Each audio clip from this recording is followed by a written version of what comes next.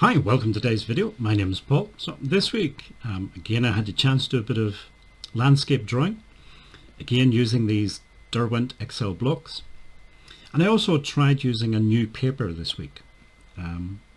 The paper was quite challenging to work with. It wasn't actually described as a drawing paper. It was described as a craft paper, although it does come in this little sort of sketchbook format. It's a recycled paper, and as you can see, it's not white, it's a tanned, sort of toned paper. It's quite thick, and it doesn't sit flat. Maybe you can see on your screen, it might show up, it actually has a sort of wavy surface, or a dimple surface, which is quite challenging when it comes to trying to draw. It's also not, the surface of the paper is not uniform, so there's some bits that are quite soft, and they take the charcoal quite well, and then there's other bits that are quite shiny and don't take the charcoal so well. So basically, yeah, it was a challenge to work with this paper. On the plus side, it was cheap, which is the main reason why I bought it. But it's not unworkable. I can use it. As I said before, these sort of the charcoal and the graphite, they are maybe more forgiving about the surface that you're using. Unlike some other dry media like soft pastels, which I always felt were quite fussy when it came to the surface you're using the pastel on. And different surfaces will give you very different results, I think, with soft pastels. But anyway, this video is not me rambling on about this paper. In fact, in the video, I'm going to show a couple of drawings that I did. In the little drawing session I did, I completed about 5 or 6 drawings. I recorded a couple of them, and then towards the end of the video I'll mention a couple of other drawings that I did as well. Just talk about how they turned out. The main goal of this video is to talk about an artist called Emile Bernard. It's a name that I knew, I recognized the name, but I didn't know a huge amount about him or his art. But this week I was looking into the early days of Vincent van Gogh and his art career. When he was getting started in Paris, his brother Theo had convinced him to become an artist. And Theo had said, I'll give you some financial support to get you started, and you can come to Paris and study at one of the schools or something like that. So Vincent did, and he ended up studying at an atelier run by a guy called Cormon. I think that was his name. There's a lot of French names in this, and I'm probably going to butcher them, so apologies for that. But this guy, I think Fernand Cormon was his full name. He was very much a sort of traditional establishment artist, and he was closely associated with the Salon and their annual exhibition. And he had a fair amount of success with the Salon. And I think he ran his school with a sort of promise that if you come and study art at my school, I'll show you how to paint the way the Salon wants you to paint. But interestingly, a lot of the people who ended up at his school were not in that sort of traditional or establishment way of painting. They were people associated with the early days of modern art. And they included Vincent van Gogh, Emile Bernard, Toulouse-Lautrec, and a whole bunch of other artists as well. So actually these guys knew each other and studied with each other in the early days. And I know that Bernard and Van Gogh remained friends, I think, right through the whole of Vincent's life. Vincent, of course, died quite young. Emile Bernard, I think he died in 1941. He was about 70, 72 years old, something like that. But they did correspond with each other quite a lot. Vincent sent many, many letters to his brother Theo throughout his life, but he also corresponded with Emile Bernard, and I think they remained fans of each other's artwork. Emile Bernard was also friends with Gauguin, and he spent quite a bit of time in Brittany, as did Gauguin. doing painting and things. And of course Van Gogh was also, for a short time anyway, associated with Gauguin, although it didn't end well. The whole episode of Vincent trying to cut off part of his ear may have been associated with that whole period with Paul Gauguin. But I think Émile Bernard, remained friends with both artists. Émile Bernard, Gauguin, Cézanne, Van Gogh, and a whole bunch of other artists are often classed as post-impressionist artists. This term, post-impressionist, it's never been one of my favourite terms in art history, mainly because I'm not entirely sure what it means exactly. It's not well defined. You know, you can look at a painting and say that's an impressionist painting, or that's a cubist painting, or an expressionist painting, but you can't really look at a painting and go, that's definitely post-impressionist. Maybe some of them you can, but it's not as well defined, in my opinion anyway. The term itself dates back to about 1906. It was an art critic who used it, but he was using it to refer to all French art post-Manet.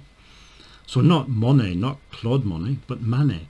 So that would have included all of the Impressionists as well. And how you can label an Impressionist as a post-Impressionist, I'm not entirely sure what that means. I'm not sure of the logic of that. But as I say, since the beginning, this term has not really been well defined, I don't think. But there are smaller divisions within post-impressionism that are, I think, better defined. And one of them that is associated particularly with Bernard is Cloisonnism. And it uses flat areas of colour separated by darker lines. And it was something that Émile Bernard used, also Gauguin used, and Van Gogh used. So there was a degree of influence between the different artists, I think. Another sort of smaller art movement that's associated with, again, with Gauguin and Émile Bernard is synthetism. It's interesting to me because, yes, these artists were still interested in the outward form and how things looked and trying to portray that, but they were also equally interested in how the artists felt about their subject matter. And I think it's one of the things that separates sort of not just post-impressionism, but everything from after the Impressionism. All of that art, all of that modern art, it separates that from the more traditional, more established art of something like the Salon in Paris. For example, Émile Bernard was, as well as attending that atelier with Van Gogh and Lautrec and others, he was also in a more established art school. But he was suspended or expelled from that school because he showed too much expression in his paintings. And I think that sort of sums up the difference between a modern art approach and the more traditional approach, at least in Western art.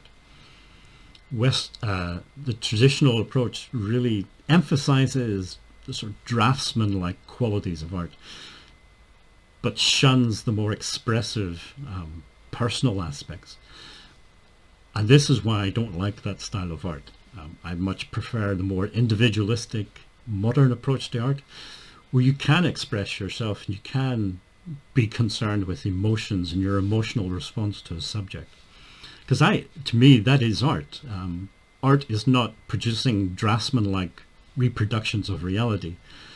If I wanted to do that, I just get a camera. And I know that annoys a lot of people when I say things like that, but we all have our own opinions.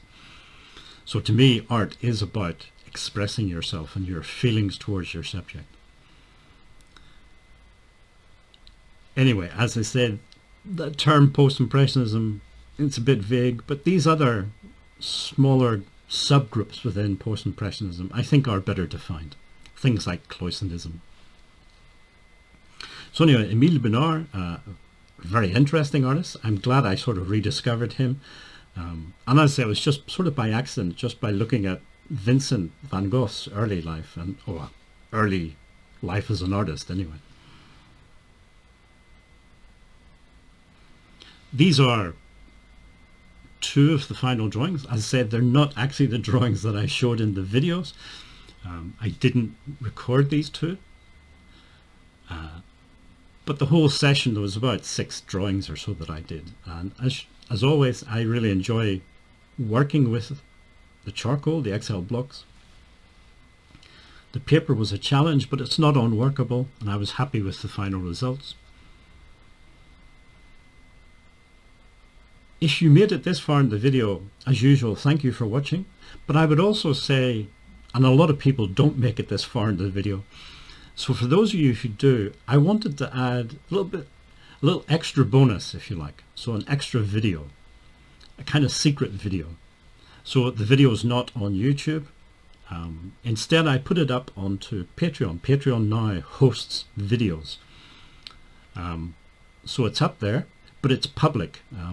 So you don't have to pay any money or anything. It's just, everybody should be able to see it. It's just somewhere that wasn't YouTube, to hide this sort of secret video. So anyway, if you're interested in seeing that special secret video,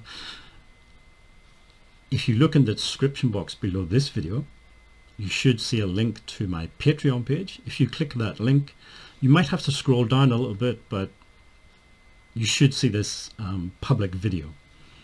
And it's just some very old, well, I say very old, about 3-year-old footage of me doing some landscape painting in watercolor. But it's a very different approach and very different style. In those early days, for about 6 months or so when I got started with watercolor, the way I was approaching watercolor was very different. It was probably completely wrong. I was using watercolor like it was acrylic or something.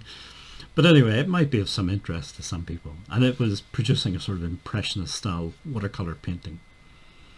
So I'd say, if you made it this far, thank you for listening.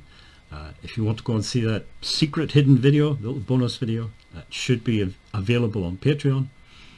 And again, thank you for watching, thank you for listening, and hopefully see you in next week's video.